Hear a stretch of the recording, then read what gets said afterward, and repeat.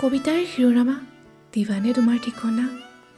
কবি ৰাকেশ দত্ত, আবৃত্তিত মই ঋতুমণি বৰদলৈ।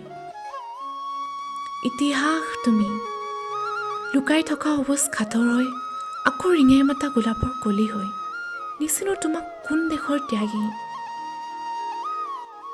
ডাৱৰৰ ৰাজ্যত তোমাৰ বসতি, তুমি অনন্যা, তুমি মন্দাকিনী।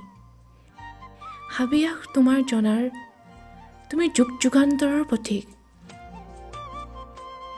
আন্ধাকাৰত তুমি প্ৰেম ঢালি দিয়া, তোমাৰ লাজুক চাৱনীত লুকুওৱা মোহ।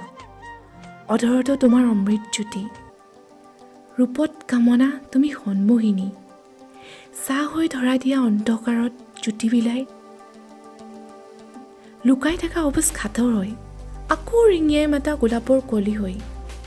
জোনবাই দিৱানে ঠিকনা সঠিক তোমাৰ, জানো ডাৱৰৰ ৰাজ্যত তোমাৰ বসতি।